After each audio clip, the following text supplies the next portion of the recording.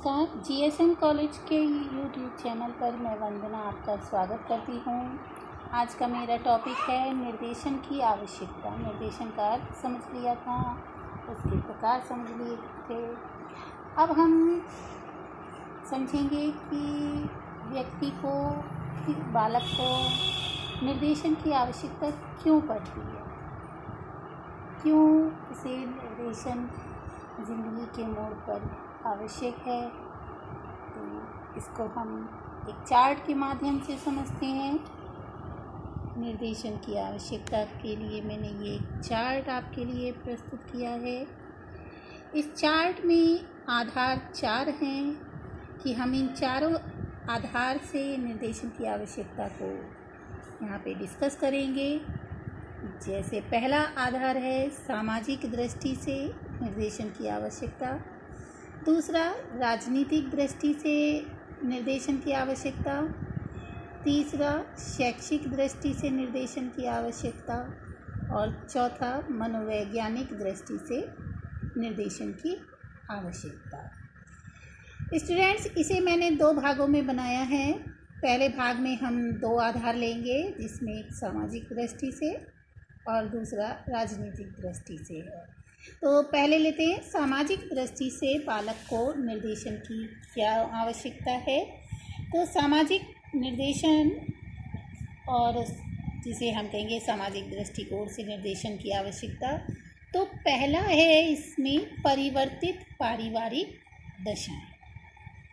तो समाज की सुरक्षा और प्रगति के लिए आवश्यक है कि प्रत्येक व्यक्ति को ऐसे स्थान पर रखा जाए जहां वह समाज के कल्याण और प्रगति में अधिकतम योगदान कर सके और एक क्रियाशील नागरिक बन जाए। आज का समाज अनेक नवीन परिस्थितियों से गुजर रहा है। संयुक्त परिवार विघटित हो रहे हैं और जो है नवीन उद्योगों की स्थापना हो रही है। इन सब बदलते हुए सामाजिक परिवेश में व्यक्ति के विकास को सही दिशा मिल सके, इसके लिए निर्देशन का महत्वपूर्ण स्थान है। पहले हम परिवर्तित पारिवारिक दशाएं हैं, यानी चेंजिंग कंडीशंस ऑफ होम है, उसमें देखते हैं कि निर्देशन क्यों आवश्यक है। पहले प्राचीन काल में क्या होता था, बच्चे का घर या परिवार में रहकर ही व्यावसायिक प्रशिक्षण प्राप्त हो जाता था। जैसे कृषक जो है उस समय किसी एक क्रिया में दक्ष न होकर विभिन्न क्रियाओं में दक्षता प्राप्त करता था। धीरे धीरे परिवार के वातावरण में परिवर्तन आया।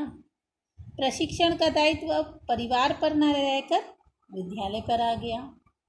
प्रशिक्षण का दायित्व विद्यालय पर आ जाने से विभिन्न प्रकार के विद्यालय में पले विविध छात्रों का प्रशिक्षण देना विद्यालयों को कठिन हो गया, क्योंकि विद्यालय सभी छात्रों की पारिवारिक स्थिति, उनकी क्षमताओं, योग्यताओं आदि से अनभिज्ञ थे। इसलिए छात्रों को उनकी योग्यता और क्षमता के अनुकूल प्रशिक्षण देने के लिए किसकी आवश्यकता हुई? निर्देशन की। तो निर्देशन की आवश्यकता इसीलिए हुई क्योंकि अब बालक अपने जो है पारिवारिक जो दशाएं थी उसकी चेंज हो गई। पहले वो अपने माता पिता से ही प्रशिक्षण प्राप्त कर लेता था, लेकिन अब विद्यालय में जाता है क्योंकि अब एकल परिवार हो गए हैं। अब क्या है, दूसरा है उद्योग एवं श्रम की परिवर्तित दशाएं। पहले लोग अपने परंपरागत व्यवसायों को अपना लेते थे, जैसे कि एक लोहार का कार्य है, उसके बच्चे को स्वतः ही आ जाता था। लेकिन अब स्थितियां बदल गई हैं। व्यवसायों की संख्या और विविधता दिनों दिन क्या होती जा रही है? बढ़ती जा रही है। व्यवसायों में विशिष्टीकरण विशेष रूप से हो रहा है। विभिन्न व्यवसायों में कार्य प्रणाली विभिन्न प्रकार की होती है। इन प्रणालियों को सीखना, समझना, इसके लिए प्रशिक्षण आवश्यक है। लेकिन क्या है, हर व्यक्ति हर प्रणाली के अनुसार कार्य नहीं कर सकता। इसलिए उपयुक्त प्रणाली का चयन करने के लिए जो है बालक को निर्देशन की आवश्यकता महसूस होती है। तीसरा है जनसंख्या में परिवर्तन। भारत की जनसंख्या तेजी से बढ़ रही है। अब जो व्यक्ति हैं वो सब क्या हो रहे हैं, वो गांव से नगर की ओर दौड़ रहे हैं, जिसके कारण क्या हो रहा है, नगरों की जनसंख्या बढ़ती जा रही है और नगरों का जीवन क्या हो रहा है, भीड़ वाला और बहुत मुश्किल भरा। तो इसके लिए भी जनसंख्या वृद्धि होने के कारण और उसकी प्रकृति मतलब कि भीड़ वाली हो गई है, वहाँ रहना मुश्किल हो गया है, ये प्रकृति है, उसने निर्देशन की आवश्यकता को और बढ़ा दिया है। अगला है सामाजिक मूल्यों में परिवर्तन।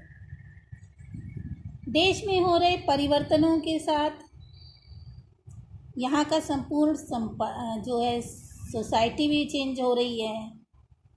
इसके साथ ही जो पहले के स्थापित सामाजिक मूल्य हैं उनके प्रति जो है नवयुवकों का जो है निष्ठा जो हो रही है वो कम होती जा रही है और जो नए नए मूल्यों की स्थापना के लिए उनका जो है रुझान बढ़ रहा है। प्राचीन मूल्यों में क्या था, आध्यात्मिक शांति पर विशेष बल दिया जाता था, लेकिन आज के मूल्यों में किस पर बल दिया जा रहा है, भौतिकवाद पर। शारीरिक सुख और आराम प्राप्त करना सबसे बड़ा लक्ष्य बन गया है। तो इन परिस्थितियों ने भी क्या कर दी है, युवकों को निर्देशन की मांग वो स्वाभाविक रूप से बढ़ती जा रही है, ताकि निर्देशन मिलेगा तो वो क्या होगा, कर्तव्य परायण हो सकेगा। अगला है धार्मिक तथा नैतिक मूल्यों में परिवर्तन। सामाजिक हो, आर्थिक हो, औद्योगिक हो, कोई भी हो, उसके परिवर्तन का प्रभाव निश्चित रूप से हमारे नैतिक और धार्मिक स्तर पर पड़ता है। धार्मिक रीति रिवाज बदलने से जो है वो कट्टरपंथी कम होती है और कभी जो है नैतिक मूल्यों के जो घटने से व्यभिचार बढ़ जाता है, लोग अपने उत्तरदायित्व का पालन ईमानदारी से नहीं करते हैं। इन सब का जो है मुक्ति से पाने के लिए हम बालक को बचपन से ही निर्देशन की जो है दें, ताकि वो जो है उच्च जीवन स्तर को अपना सकें और मदिरा का सेवन, जुआ खेलना, धूम्रपान जो मानदंड बना लिए गए हैं उच्च स्तर जीवन के, इन परिस्थितियों से नवयुवकों को, बालकों को बचाने के लिए निर्देशन सहायता की बहुत आवश्यकता पड़ती है। अगला है उचित नियोजन की आवश्यकता हेतु निर्देशन।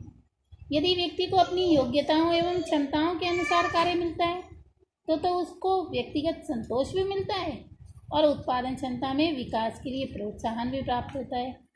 तो इसके लिए ज़रूरी है उचित नियोजन के लिए कि बालक को निर्देशन की जो है दिया जाए, ताकि वह अपने आप को उचित तरीके से समायोजित कर सके। अब दूसरा पॉइंट है निर्देशन की आवश्यकता सामाजिक दृष्टिकोण के अतिरिक्त राजनीतिक दृष्टिकोण से भी आवश्यकता होती है। राजनीतिक दृष्टिकोण से भी देश इस समय निर्देशन की बड़ी आवश्यकता है। राजनीतिक क्षेत्र में निर्देशन की आवश्यकता को हम जो है अगले 3 पॉइंट से समझ सकते हैं, जिसमें पहला है स्वदेश रक्षा। स्वदेश रक्षा की दृष्टि से इस समय देश में निर्देशन की अत्यंत आवश्यकता है। भारत जो है अब तक पंचशील के सिद्धांतों का अनुयायी रहा है, लेकिन जो अब चीन, पाकिस्तान ये सब आक्रमण करते हैं जब उनके, तो वो भारत को अपनी सुरक्षा को दृढ़ करने के लिए मजबूर कर देता है। सुरक्षा की मजबूती केवल सेना और युद्ध सामग्री को जुटा लेने से नहीं होती है, बल्कि क्या है, ज़रूरत है कि योग्य सैनिक अफसरों का चयन करने के लिए ऐसे सैनिकों का चयन करना जिनका मनोबल ऊंचा हो और जो आवश्यकता पड़ने पर अपना बलिदान भी दे दें। तो इसके लिए जो है हमें उचित व्यक्तियों की तलाश होती है और इन सब के लिए निर्देशन की आवश्यकता है। अगला है प्रजातंत्र की रक्षा। भारत इस समय विश्व के प्रजातंत्रीय देशों में सबसे बड़ा देश है। यदि भारत की प्रजातंत्र खतरे में पड़ जाए तो ये समझना चाहिए कि संपूर्ण विश्व का प्रजातंत्र खतरे में पड़ गया है। इसलिए हमें अपने प्रजातंत्र की रक्षा करनी है। इसके लिए हमें अपने अधिकारों और कर्तव्यों का ज्ञान प्राप्त करना बहुत ज़रूरी है। हमें अपने बुद्धि और विवेक से उचित प्रतिनिधियों का चयन करने की आवश्यकता है और इसके लिए निर्देशन की आवश्यकता बहुत बढ़ जाती है। तीसरा है धर्मनिरपेक्षता। भारत एक धर्मनिरपेक्ष देश है। यहाँ सभी धर्मों को समान रूप से मान्यता प्राप्त है। ऐसे में धर्मनिरपेक्ष राष्ट्र में अन्य धर्मावलंबियों के प्रति आचरण जो है निश्चित करने में निर्देशन जो है हमें सहायता देता है। तो आज के वीडियो में इतना ही। निर्देशन की आवश्यकता हमने आज जो है 2 आधारों पर देखी, जिसमें पहला सामाजिक दृष्टिकोण था और दूसरा राजनीतिक दृष्टिकोण। इसके लिए मैं आपको एक अच्छा सा वीडियो दे रही हूँ ताकि आप इसको अच्छे से देख सकें। और फिर मिलेंगे निर्देशन की आवश्यकता भाग 2 में। तब तक के लिए नमस्कार।